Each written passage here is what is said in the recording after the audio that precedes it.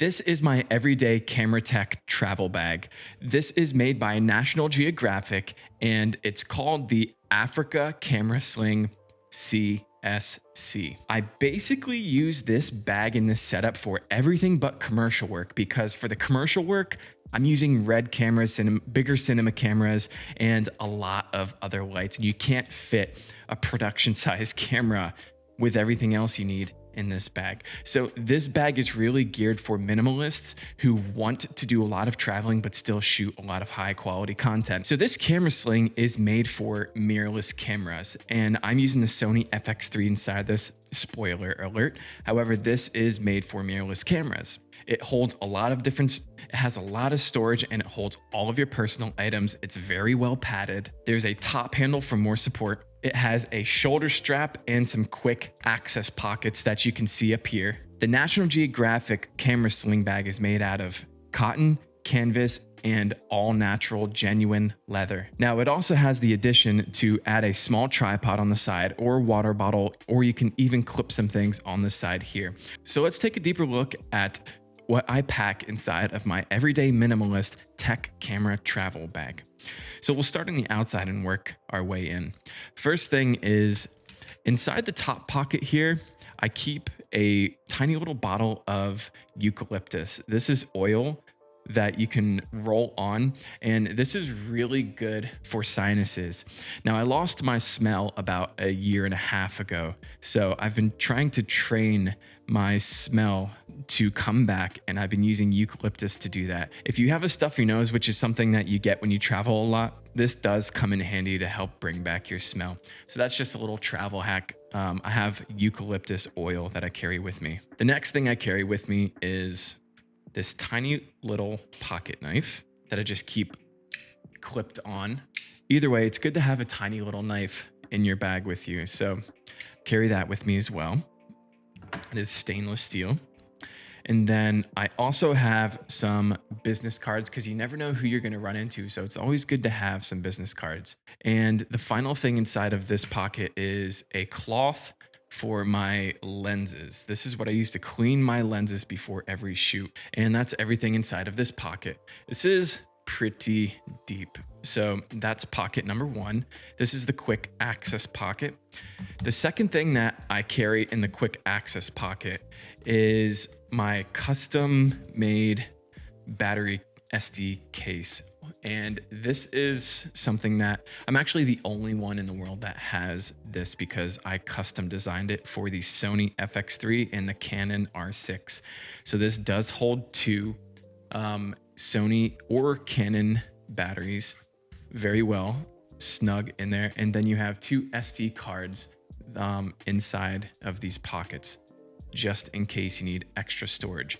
So this is a custom case. If you guys want to pick this up, then just let me know. I can probably mass produce these if there's enough demand for it. But this is what I used to carry extra batteries and SD cards with me when I'm traveling to weddings or real estate jobs, basically everything but commercial jobs. So again, this is my custom case. No one else has this. If you want this, feel free to let me know. But that basically sits in this pocket right here.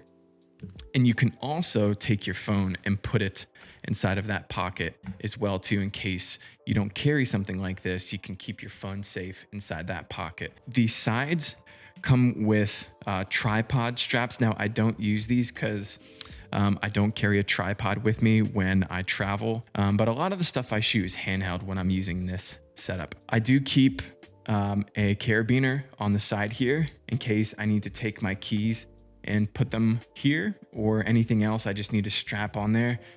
Maybe a water bottle or something I could put there and secure it. And then it also has extra straps on the side here that you can use to put a tripod or anything else. Now, this is the flap. It is a magnetic button. This is genuine leather that you see right here. We'll go inside of the camera bag in just a second, but on the outside, I carry a field notes journal where I write down shots.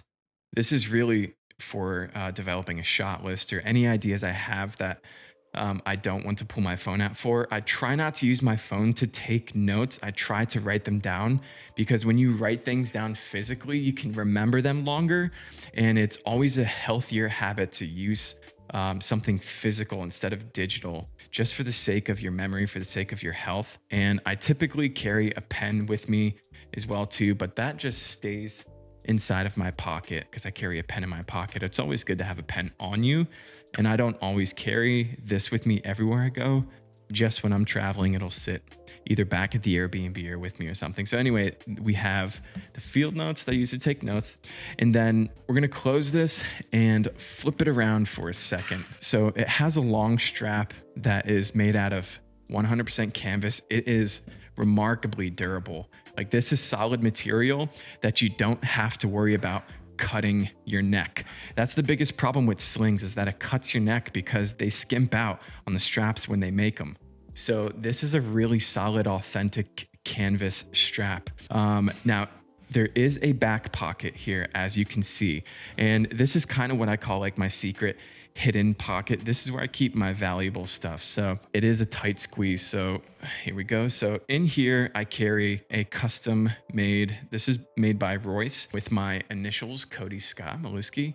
And I just carry, I think there's like $500 here. And I think there's like $800 here. It's always good when you're traveling to carry cash with you, because some of the places I end up going to don't accept credit cards. This is 100% leather. I picked this up in South Carolina when I was traveling through there.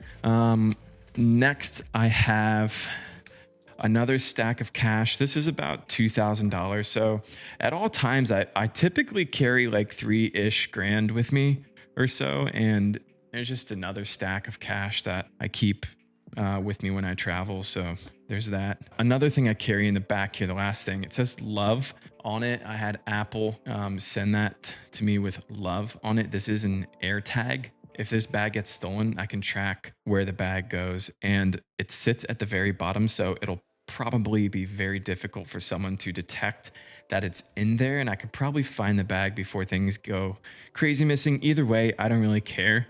If they stole the bag, then they probably need it more than I do anyway. So that just sits, actually we'll keep that out. That just sits at the bottom of the bag in the corners here, so I can track where the bag goes. So that's kind of like my secret pocket. Now we will flip the bag over. Let's go inside. All right, so we have the flap. It is magnetic here. And you'll notice throughout this bag that's very well designed, they have compasses on these little, I don't know what these are called, but these little metal things here. And then you have the National Geographic tag. I think this is pretty cool as well too. All very well made. You have the zipper that says National Geographic on it. So we will open up the camera bag, and inside, this is my Sony FX3 setup, and this is what I use to travel. So I carry 2 lenses with me. I have a wide angle lens. This is the Sony 1.8 20 millimeter. This is typically what I use for interior real estate. If I'm shooting any vlogging stuff, I'll do it on this lens just because it's wide enough. But this is a pretty sharp lens. I like it, and it works really well. So that's the Sony 20 millimeter 1.8. The next thing, and now there's another cool little pocket inside here that you can use to put whatever. You know, if I wanted to take this and be more secure about it, I can keep it in there. But I feel like if someone's going to take something, they'll probably go in here first. It's a hassle, as you saw, the back of the bag to pull things out. So I don't keep that in here, but I could if I wanted to. I'm not too concerned anyway. But the next one, this is my baby. This is my pride and joy. This is the Sony G Master 1.2 50 millimeter. This is by far my favorite lens that I've ever used because it's really sharp even at a 1.2. This is the Cinemod IR UV cut filter 77 millimeter thread here. It removes some of that light pollution that you get during the day as well as during the night and in interior buildings. So that removes all the dangerous light that hits your sensor. And then the second filter I have on here is the Cinemod Araya Mist 1/8 filter. Now, a lot of you are using the Tiffin Pro Mist, and for good reason. People like Peter McKinnon and everyone else suggest using that one, but Cinemod makes one, and I actually think it's better than the Tiffin Pro Mist. So this is their version of a Pro Mist, but that is basically two filters that I keep on my lens at all time. And it also just protects the lens overall. So this is the Sony 50mm 1.2. The final thing inside this bag is the camera itself. Now, the bag actually comes with this pouch that is really uniquely designed. It has this sense of Africa to it. It's really, really neat because it just adds another layer of protection to your camera. And this is what I have inside of it. This is the Sony FX3 that I am currently using. Now, I do have this camera kind of custom designed. So this is the Sony FX3. I've removed the branding and there is this nice green skin on it. I wanted to buy the Leica SL2S. However, after thinking about it more, it was really the color of the Leica that I was attracted to. It is a very well-equipped camera. Now, what I love about this whole setup is that the camera itself is remarkably powerful. You guys probably already know this. It's 15 stops of dynamic range. It shoots 4K. It has all of the slow motion frame rates that you need. It's 10-bit with the potential to do even more externally, 16-bit RAW externally. And what I typically use when I expose with this camera are my custom LUTs. They're called the Infinity LUTs. This is how I monitor exposure. My Infinity LUTs, there's a couple of them depending on what look you're going for, but it basically allows you to expose to the right, and then these LUTs will make it look natural on the screen so you can expose to the right but still have a really nice cinematic looking image. So this is an example of one of the LUTs on the actual footage, and it looks great right out of camera. You guys probably can't see that in its fullest quality, but it's there. Anyway, this is the Sony FX3, and this is my main setup. I will just typically take this off, pop that off, and then put the camera like this. I'll take the caps, pop it in there. I'll take the lens. All of this will go back inside the bag. And now I have additional room inside the bag when I'm shooting to put stuff in the bag if I need to. That's what I love about this whole setup. It just works really well for my workflow. Now, the bag itself has this really beautiful African design to it. And there's a small little pocket in here that I mentioned earlier. And you can basically fit all of this stuff inside of this tiny little sling bag. And it all packs away very nicely. And the beautiful part about the digital age that we're living in is that cameras are getting more and more powerful, but they're also getting smaller. So don't let this little thing deceive you. If you are familiar with cameras, then you'll know that the Sony FX3 is no joke. It's Netflix approved, if that means anything to you, and it can produce a really nice image. So this is everything I use. Now, there are a couple downsides of this setup. This isn't a run and gun setup. This is a see a beautiful shot, take your time to get your camera and all that stuff set up, compose your shot, make sure everything is lit very well, and then get your shot and then put it away. This isn't a quick pull it out of your camera bag and then shoot kind of setup. So when you're considering buying this bag or buying this stuff, it's important to be mindful that it does take some time to take this out of the case here, take it out of the bag, remove the lenses, and then shoot.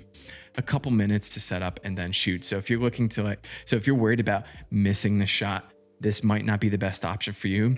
But if you've been following this channel long enough, then you'll know that I don't just pull my camera out and start shooting random stuff.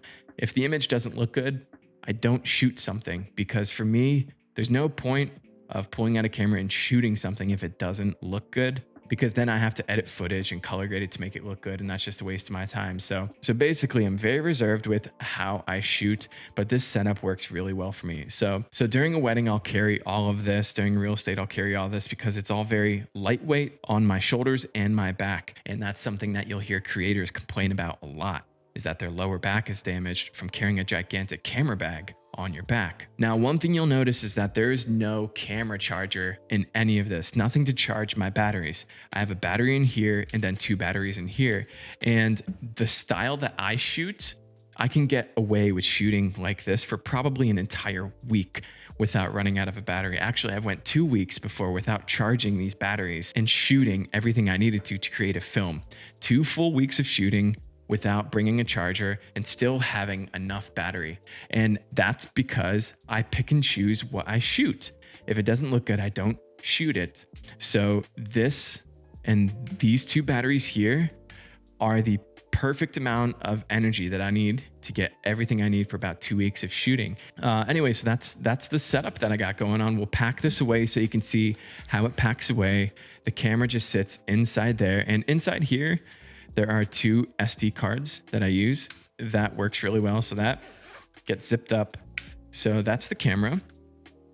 I will open this up and it just stows away in the bag. I'll grab the handle to make sure that the top is facing upwards and then push it down at the bottom like that. The next thing is the 50 millimeter that goes in here. And then I turn the lens to reserve space. If I put it this way, the lens sticks out more. So if I turn it like this, I get more space, and with ease, this closes. I'm not fighting to close the zipper.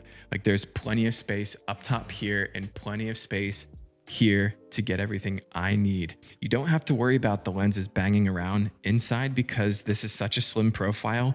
It keeps everything in place without moving. So that's a big win. You don't have to worry about breaking your lenses or them clanking against each other because the bag is pretty tight, made out of good material. So it keeps the lenses safe.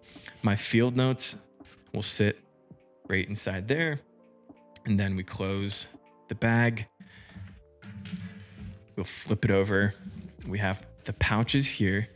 This is where the batteries go in case I need batteries. They'll just hang out right there.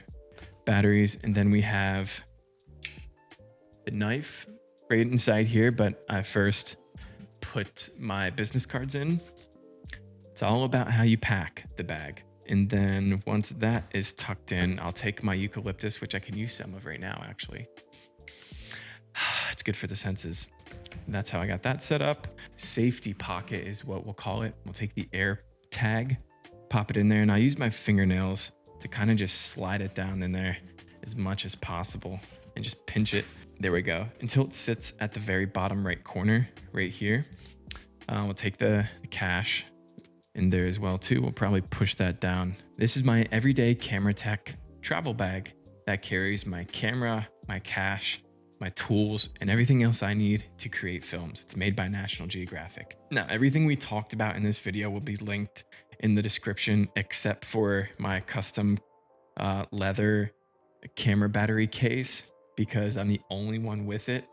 And unless there's a lot of demand, I'm not going to produce more of those. That's really just for me. So that is my everyday setup. This is what I use to film weddings, real estate, and Airbnbs. If you guys want to pick up any of the gear that I talked about in this video, the links will be in the description. Thank you so much for watching. If you found this video helpful, like, comment, and subscribe. But until next time, stay motivated, and I will see you soon.